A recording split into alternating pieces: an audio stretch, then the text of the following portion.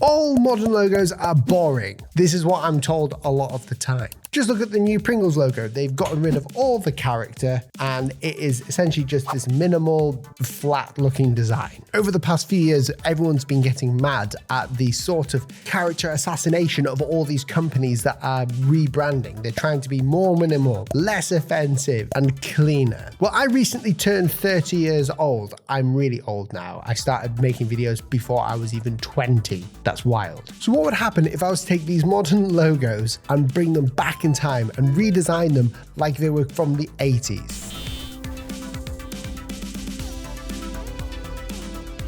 The Netflix logo. It's kind of plain. It is just an N or Netflix in a font. Let's see what we can do with this. My approach to the Netflix logo was to essentially just write it out in a block sans serif, just in a display sans serif, and warp it. A lot of logos back then were kind of more friendlier. They had more character. And in order to do that, you can move it and make it feel like there's motion in there. So I sort of warped it up. I put original at the bottom because this is what I sort of envisioned in my head, that this would be like a Netflix original show.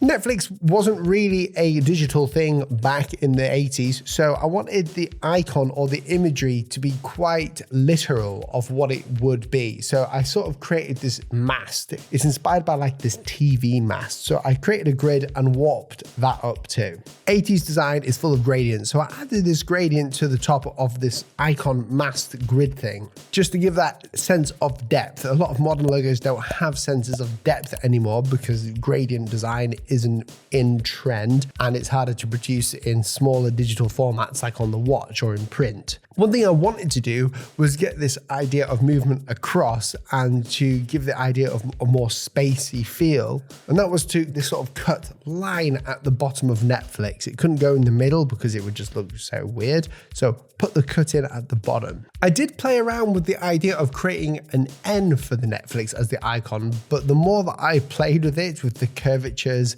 at the tips of the N, it looked more like the NASA N. So I didn't want to just create essentially a NASA N.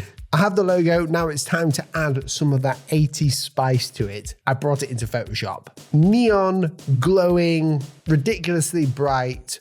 I wanted to get that effect across. So in Photoshop, I added some 3D beveling to it to give it that sort of sense of depth. And I wanted it to feel like it was quite hard chiseled in the beveling. I wanted lights to be there. So after changing the color, I went ahead with my graphics tablet and I manually went in and added more highlights to make it look 3D. And one little trick if you're trying to create, some cringy depth in any of your designs is you can create a gradient in a circle around it and cut it out. And you'll get this nice little line of highlight within your design. Lots of movement in this design, it looks unreal. Now to make this look authentically from the 80s, I brought it into a mock-up that I found which has a really nice CRT effect, which is the screen sort of texture that you'd get back in the day. And that texture that I put in just made all the difference. It looks like it's from back in the day. I can imagine the Star Wars theme tune or this epic sci-fi theme tune happening at the start where the actual mast just expands up in this cool sort of animation. So that is Netflix in the 1980s. An app that I use to create all my logos is Adobe Illustrator, and it has a pretty standard icon. In fact, this is the same sort of language, the design language that Adobe uses across all the icons. It works pretty well. It is literally an A and an I. Well, I wanted to make this more 80s, so I went wild with this one. First of all, I wanted to create this kind of abstract monogram of an A and an I. So I went to sketch out some ideas. I wanted it to kind of fit to be kind of like a line or a spline or a vector curve throughout. I wanted it to have two elements. I wanted the A to sort of match and coincide with the I to encapsulate it. I wanted it to look like it was from the 80s, like it was that kind of tube. But I also wanted to cut out a bit in the middle because that is what 80s design looks like. They really liked to have blocky designs that were very tubular. Tubular? I don't think that's a word. So after some experimentation of 2 ideas, I chose the last one, which was the best, the one that was most readable. It looked nice. I applied some offsetting to the pass to give the illusion that it is actually cut out in the middle. And there we have the base logo. Now it's time to bring it into Photoshop because you can only really apply these effects inside of Photoshop for the icon. It's important that the Illustrator icon doesn't look too different. So I brought in the original one, copied the colors over, and then I used that as the basis for the rest of the effects. I wanted the background to have some detail because it was too minimal at this point. So I created this globe icon to put in the background, and I started working on creating a gradient effect inside of the logo itself. I wanted it to look like it was sheening, like light was like coming over it like an Apple product. I had the idea of putting a pink color in there, but after playing around with it, I chose just to create a really nice metallic look for the A, with a simple gradient effect inside of the blending options. I added an outer glow, and I realized that the background looked still a bit flat and there was quite a lot going on. So I used this kind of like sunrise that you see everywhere in 80s imagery, created that in Illustrator and dropped it in, and I think it worked a lot better. Now to get the true effect, we needed to simulate what this would look like on an actual old monitor, a CRT monitor. So again, I brought it into the mockup and it looked fantastic. Some room for improvement. I could add more metallic features to it. I could maybe have gone in and highlighted and shaded a few areas to make it look metallic, but I think the CRT effect really does its job there. Let me know what you think of this Adobe Illustrator icon. Now, a design I won't be taking back to the 80s is Squarespace, because they are sponsoring today's video. I know you probably see a lot of ads for Squarespace, but they have been with us for nearly a decade sponsoring our videos, and I truly believe that every designer, every creative professional, everyone needs a website. Squarespace allows you to create fully customizable websites very easily. They have thousands of award-winning templates that you can actually fully customize, take away the Squarespace branding and a fluid engine. This allows you to just drop and add things into the website very easily without breaking any of the code. I'm not a developer. I don't know a wince of code. So having Squarespace there for websites like Design Academy, where we have logo launch, that's where we sell our course. You can go and check it out down below to see Squarespace in action. Having the ability to add domain names, even have a G Suite account directly from Squarespace itself. It's incredible. So if you're a graphic designer and you need a portfolio, a place to show your work and a place for clients to get in contact with you for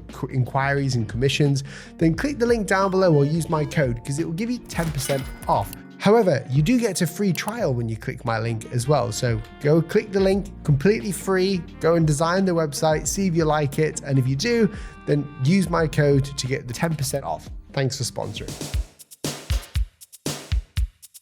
A shop that we all know of, and I bet all of us have been to if you're my age, 30 years old, is IKEA. Known for its efficiency, the meatballs and the furniture, IKEA is a logo that could do with a bit of time warping. It's not a bad logo, but what I wanted to see is what would happen if I was to get into my 80s mindset. The first thing I wanted to do was find the right font. It's really important. I had this idea of using like a serif font, but I think that would have been too much.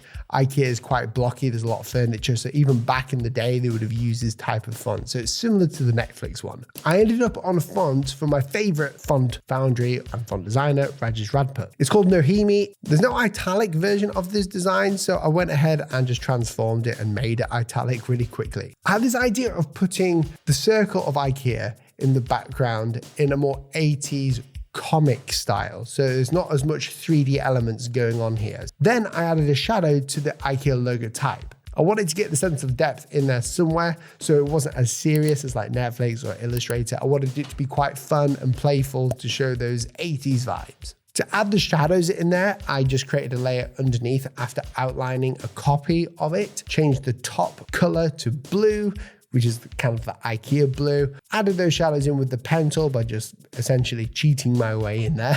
I just used the pen tool to add these shapes in to make it look or appear 3D. The background was missing something, and I felt like something needed to orbit. There's a lot of this sort of design language in 80s design where they would have things orbiting or flying around. And because we already have a circle in there, I just copied and pasted it and got rid of that fill. So there's just this nice circle to balance things out. I've soon realized a big problem. I couldn't just stop at this point. I needed to get out of my logo designer head and go into more of an illustrator head because I was happy with it, but there wasn't enough detail. 80s design is known for a lot of detail. So I decided to add some highlights to the text. And very basic, I just used the brush tool and the pen tool to create these little highlights at the edge of the corners of the logo type. It worked well after I changed the opacity from white to this kind of nice blue just to show a highlight in there. But again, there wasn't enough detail, and it goes against everything I do as a logo designer now to add loads of detail. This is more like creating art.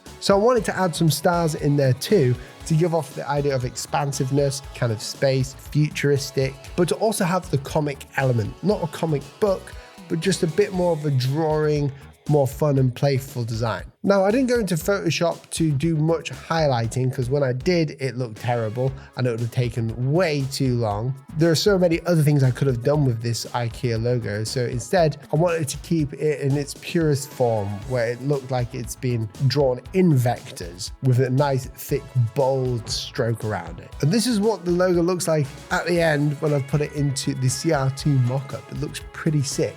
You might notice a huge kerning error on the A, and that's because I transformed the font when I shouldn't have done. That's one of the golden rules in design. Don't transform fonts. They're not made to be transformed like that. But the premise is the same. So which design did you think was the best, or did you think all of them were just equally as terrible? I won't say that. I'll get people telling me it's terrible. So out of those three, which logo did you find to be the most fun, the most interesting in the 80s style? If you'd like to see me do this again, but in 70s or even 90s style, then let me know in the comments down below. If you haven't already, subscribe and I'll catch you in the next video. See you soon.